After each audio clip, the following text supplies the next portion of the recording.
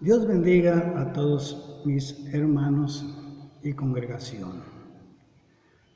Hoy quiero compartir con ustedes el tema, ¿cuál es verdaderamente la iglesia que Dios bendice? Para fundamentar este mensaje, quiero exponerles en Romanos 8:28, que nos dice de esta manera: y sabemos que a los que aman a Dios, todas las cosas le ayudan a bien. Esto es, a los que conforme su propósito son llamados. Entonces debemos entender nosotros que el amar a Dios implica obedecerlo. Y el que Dios nos ame a nosotros, esto implica para nosotros bendiciones. Vamos a ver en Primera de Pedro 3:10, que nos dice de esta manera: porque el que quiere amar la vida y ver días buenos, refrene su lengua del mal y sus labios no hablen engaño. Apártese del mal y haga el bien, busque la paz y sígala, porque los ojos del Señor están sobre los justos y sus oídos atentos a sus oraciones. Amén. El párrafo de este último texto nos dice: pero el rostro del Señor está contra aquellos que hacen el mal. Con esto no quiero decir que Dios tiene la obligación de bendecirnos, pero son partes bíblicas sobre las cuales debemos fundamentar nuestra fe, para que Dios bendiga poderosamente nuestra vida mientras estemos viviendo en esta tierra, supliendo nuestras necesidades y obrando en muchas cosas que carecemos nosotros o son imposibles para cada uno de nosotros.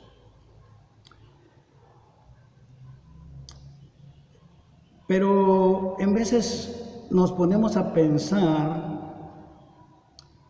¿por qué vienen cosas a nosotros que no son muy agradables a nuestra vida? Por ejemplo, pasar por tribulaciones, pasar por pruebas y muchas circunstancias por las cuales en veces tenemos que pasar. Quiero decirle que todas estas cosas por las cuales como iglesia nosotros tengamos que pasar, es solamente un proceso en el cual estamos nosotros llevando para que Dios se manifieste a través de nuestra vida como Él quiere hacerlo. Muchas de las veces no entendemos el trato que Dios está haciendo con nosotros en ese proceso. No entendemos qué es lo que Dios quiere en nuestra vida. ¿Qué es lo que nos resta a nosotros? Esperar. Y a su fin, nosotros entenderemos lo que Dios quería mostrarnos y nos gozaremos y diremos: cuán bueno eres, Señor. Es una gran bendición. Pero la persona que no conoce a Dios, no ha conocido a Cristo, estas cosas no son de su agrado, y en lugar de ser de bendición, es para mal. Muchas empiezan a blasfemar, muchas empiezan a resfriarse, muchos cristianos dejan el camino del Señor, sabiendo que todas las cosas obran a bien. Eso es que estemos en el propósito de Dios. Mire que nos dice en Primera de Pedro 4:12: Amados, no os sorprendáis del fuego de prueba que os ha sobrevenido, como si alguna cosa extraña aconteciera. No nos debemos extrañar nosotros de estas cosas. Debemos entender que hay un propósito de Dios en nuestra vida. Mira cómo dice Santiago 1, 2 hasta el 4. Amados míos, tened por sumo gozo cuando estéis en diversas pruebas, sabiendo que la prueba de vuestra fe produce paciencia, mas tenga la paciencia su obra completa, para que seas perfectos y cabales, sin que os falte cosa alguna. Amén. Aquí en la iglesia, cuando se abre un culto de agradecimientos o testimonios, pasan mis hermanos o pasan mis hermanas y testifican que Dios ha sido bueno en su vida, que Dios los ha sanado, que Dios los ha provisto de muchas necesidades, y así sucesivamente. Pero nunca he oído que venga un hermano y testifique: doy gracias a Dios por esta prueba que estoy pasando.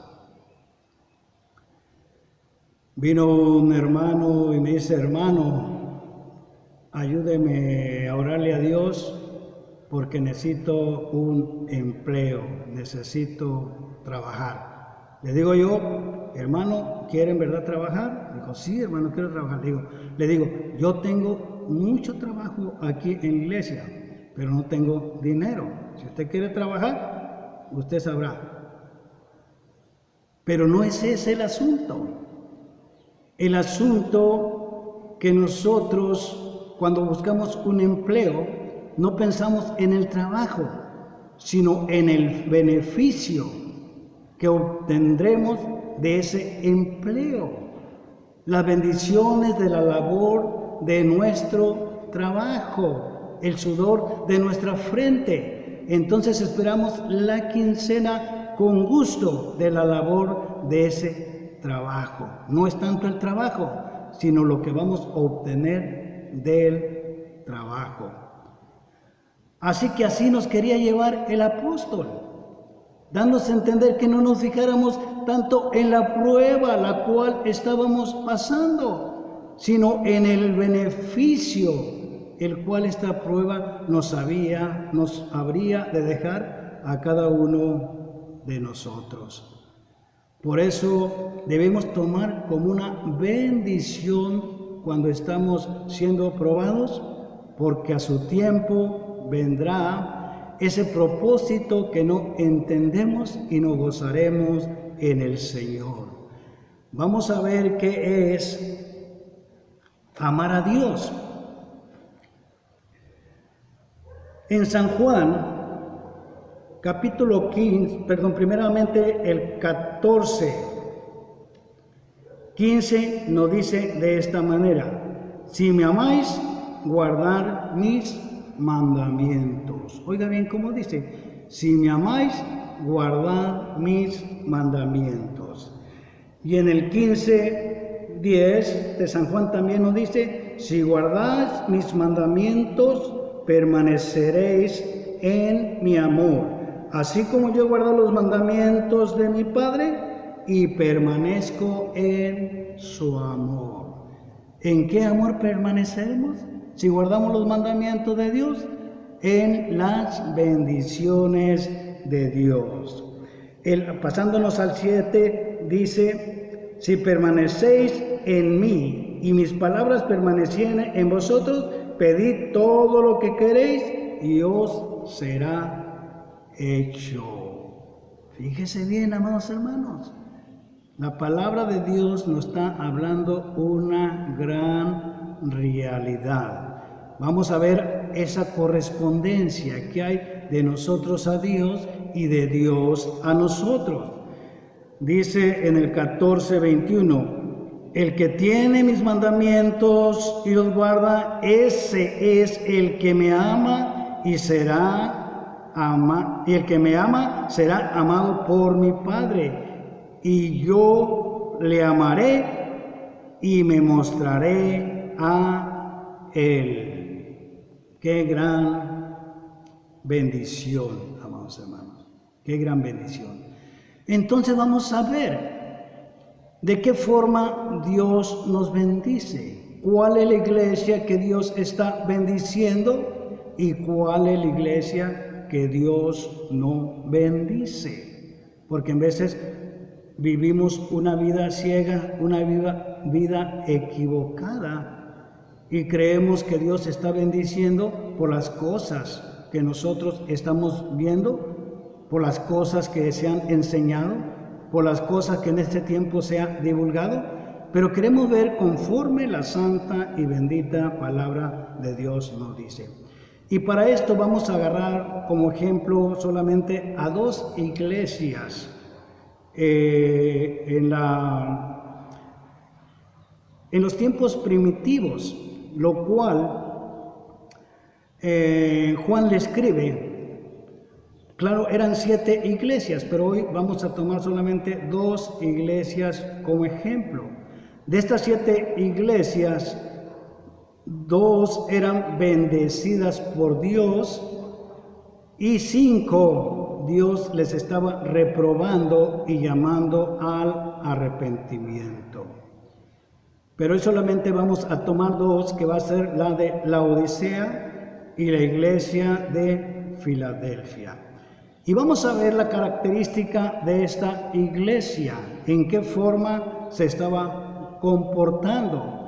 Y esto quiere decirle que según la iglesia, pues es lo que el pastor está influyendo. Por eso el mensaje es directamente al pastor, para que el pastor lo sea transmitido a la iglesia y el pasto que le dé de comer, la nutrición que ellos coman, pues es el desarrollo de doctrina que ellos tendrán. Y esto es un poco peligroso o muy peligroso si no nos sometemos a lo que dice la santa y bendita palabra de Dios. En el verso 15, capítulo 3 de Apocalipsis, nos dice de esta manera: yo conozco tus obras, que ni eres frío ni caliente. Ojalá fueses frío o caliente. Pero por cuanto eres tibio y no frío ni caliente, te vomitaré de mi boca. Miren nomás el mensaje que le está enviando a este pastor para que él lo transmita a la iglesia y sepa cómo está fundamentando a su congregación. Dice el 17: porque tú dices, yo soy rico y me he enriquecido y de ninguna cosa tengo necesidad, y no sabes que tú eres un desventurado, miserable, pobre, ciego y desnudo. Fíjese todas las cualidades que le estaban presentando a este pastor de la iglesia de Laodicea. Por tanto, yo te aconsejo que de mí compres oro refinado en fuego para que seas rico, y ropas blancas para vestirte, y que no se descubra la vergüenza de tu desnudez, y unjas tus ojos con colirio para que veas. Amén. ¿Qué característica de iglesia está hablando aquí? Habla de una iglesia de la prosperidad, que tenía fijo los ojos en las cosas materiales. Fíjese Jesús también en qué forma habla en Lucas capítulo 12, el verso 15. Y le dijo: mirad y guardaos de toda avaricia, porque la vida del hombre no consiste en la abundancia de los bienes que posee. Y nos dice el 21, así es el que hace para sí tesoro y no es rico para con Dios. ¿Sabe que a estas iglesias no les conviene hablar de la venida de Cristo? Ellos tienen que hablar del reino ahora, del reino terrenal, del reino de las riquezas. Entre más ricos, dicen ser más bendecidos. Pero continuemos para terminar con esto, solamente esto. Dice, yo reprendo y castigo a todos los que amo. Sé pues celoso y arrepiéntete. Y aquí yo estoy a las puertas y llamo. Si alguno oye mi voz y abre la puerta, entraré a él, cenaré con él y él conmigo. Vean nomás la condición de esta iglesia, que pensaba que lo tenía todo y no tenía nada. Por eso nosotros debemos poner bien fijo nuestro corazón, nuestra mente en lo que la santa y bendita palabra de Dios nos está hablando. Vamos a ver la siguiente iglesia, vamos a ver la iglesia de Filadelfia, que es el mensaje que el Señor le estaba enviando. Dice, escribe a la iglesia de Filadelfia. Esto dice el santo, el verdadero, el que tiene la llave de David, el que abre y ninguno cierra, y cierra y ninguno abre. Esto quiere decir que si Dios abre puertas de bendiciones, nadie las podrá cerrar. Y si Dios cierra las puertas de bendiciones, nadie las podrá abrir. Hay una forma solamente en la cual Dios puede abrir esas puertas de bendiciones, y es la manera en que nosotros nos arrepintamos, como dice su palabra, y vayamos a esta gloriosa presencia humillados, y entonces obedecer a Dios en lo que Él nos diga, y entonces es la manera que Dios puede abrir esas puertas. Amén. Fíjese bien.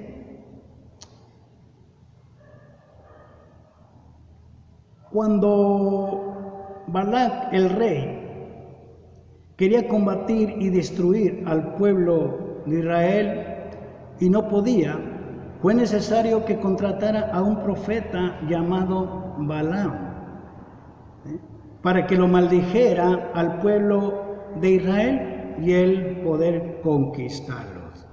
Sin embargo, las 2 veces que Balaam fue, falló.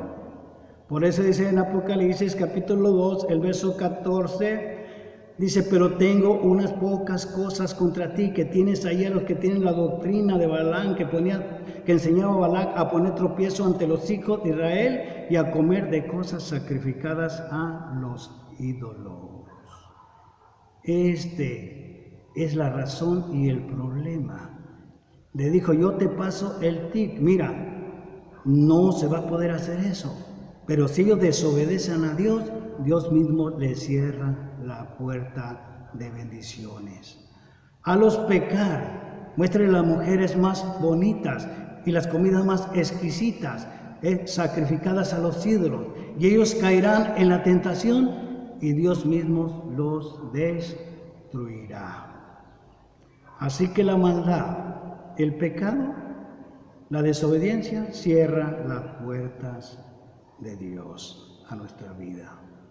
Amén. Vamos a seguir con estos últimos versículos de aquí mismo de Apocalipsis capítulo 3, continuamos con el verso 8 y nos dice de esta manera, yo conozco tus obras, como conocía las obras de Laodicea, también conocía las obras de Filadelfia. Yo conozco tus obras.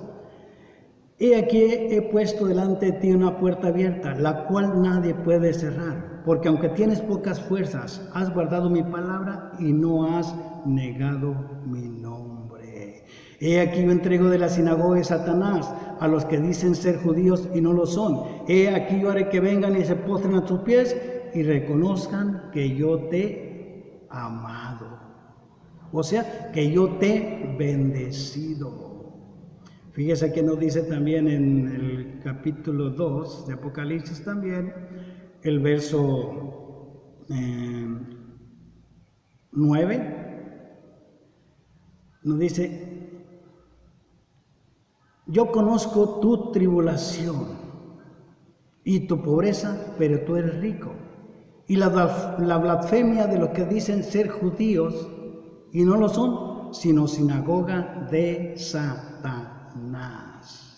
Así que vamos viendo cuál es la iglesia que Dios está bendiciendo, para que tú, pastor, no te desanimes, porque no hay finanzas. No te desanimes por las pruebas que está pasando. Confía en el Señor en este proceso, y al último Dios te mostrará las bendiciones que Él quiere darte.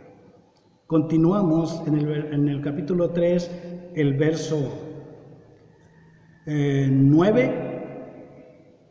El 10 nos dice de esta manera, el verso 10 nos dice: por cuanto has guardado la palabra de mi paciencia, yo también te guardaré de la hora de la prueba que ha de venir sobre el mundo entero, para probar a los moradores de la tierra. He aquí vengo pronto, retén lo que tienes, para que ninguno tome tu corona. Qué gran bendición cuando nosotros obedecemos a Dios.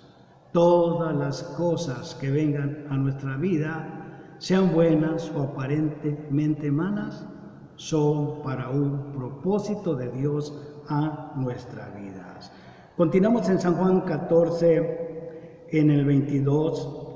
Y le dijo Judas, no el Iscariote: Señor, ¿cómo es que te mostrarás a nosotros y no al mundo? Respondiendo Jesús y le dijo: el que me ama, mi palabra guardará, y mi Padre le amará o le bendecirá. Y vendremos a Él y haremos morada con Él. ¿Qué estaba hablando aquí nuestro Señor Jesucristo? Estaba hablando sobre el Espíritu Santo que había de venir sobre nuestras vidas.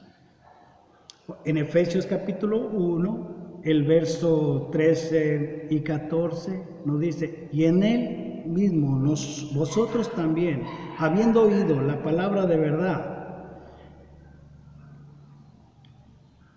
fuiste sellado con el Espíritu Santo de la promesa. Fíjese bien. Y en Él también vosotros, habiendo oído la palabra de verdad, el evangelio de vuestra salvación, y habiendo creído en Él, fuiste sellado con el Espíritu Santo de la promesa. ¿De cuál promesa nos está hablando aquí? Vamos a leer el último verso, el 14. Que es las arras de nuestra herencia hasta la redención, hasta la venida de Cristo, de la posesión adquirida para la alabanza de su gloria. Quiere decir que vamos viendo de cuál promesa nos estaba hablando. Y esa promesa gloriosa, la cual le fue hecha a Abraham, esa promesa también es hecha por nosotros por medio de nuestro Señor Jesucristo. Porque dice en Gálatas capítulo 3, el verso 13 y 14, dice: Cristo nos redimió de la maldición de la ley, hechos por nosotros maldición, porque escrito está: maldito todo aquel que es colgado en un madero. ¿Para qué nos redimió de la maldición de la ley? ¿Para qué nos redimió?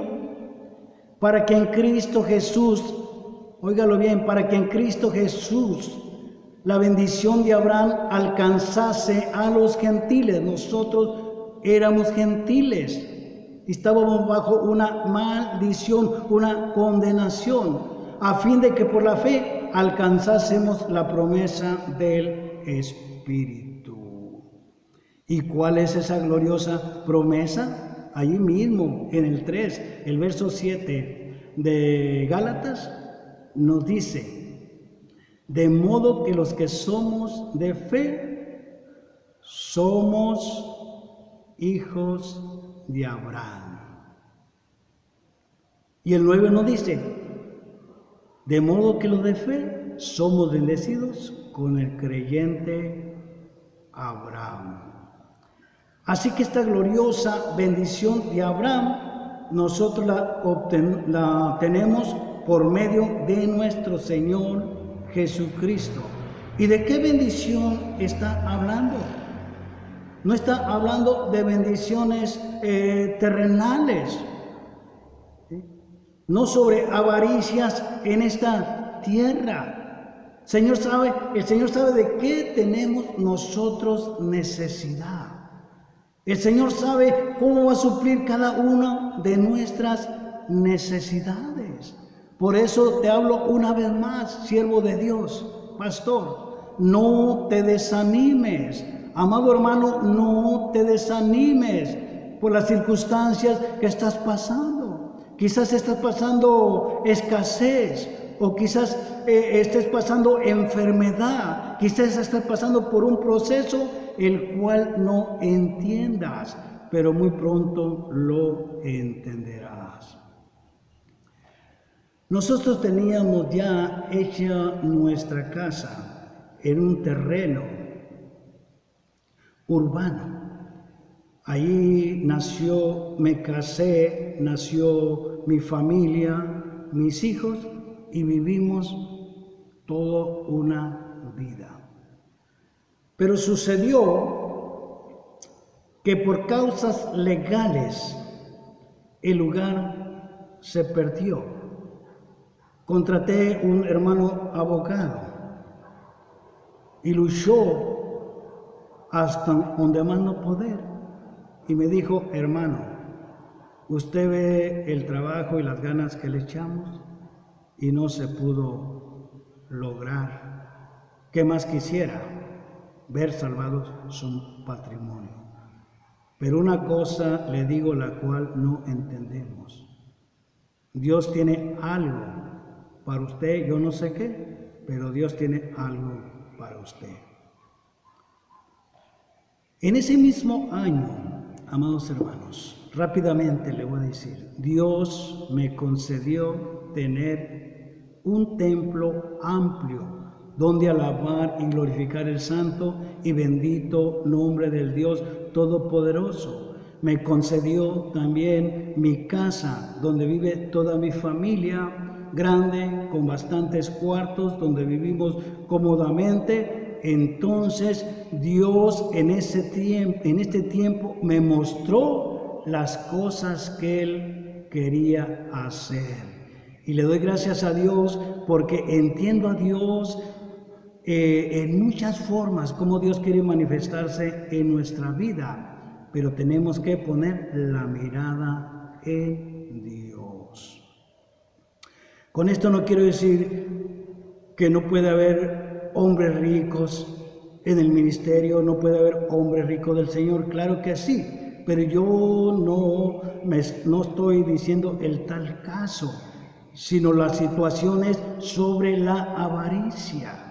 Mire, si Jesús viniere en este tiempo y le dijera a estas personas ávaras, y le dijera: para que tú entres al reino de los cielos, tienes que vender todo lo que has robado a la iglesia, y entonces arrepiéntete y tendrás conmigo tesoros en el reino de los cielos, tendrás parte en el reino de los cielos. ¿Sabe qué sucedería?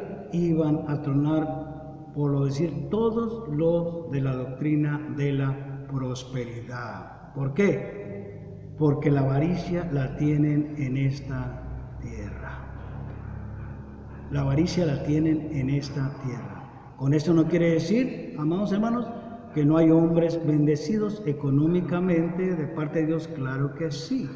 Pero aunque sea una persona rica en el mundo secular, pero si ella es avara, amados hermanos, es lo que Dios le va a pedir. Y ganancias, óigame, ganancias por un mundo secular, no por el lado de la iglesia, que todavía está peor. Entonces, Dios quiere bendecirnos, pero conforme su santa y bendita palabra de Dios. Así que, mis amados hermanos, Dios me los bendiga, Dios me los guarde, que la comunión del Padre, del Hijo y del Espíritu Santo sea con cada uno de ustedes. Amén. Comparta este video si ha sido de bendición a su vida y esperemos que Dios siga bendiciéndonos y pronto tengamos nuestros cultos en nuestras congregaciones para glorificar y honrar el nombre de Dios.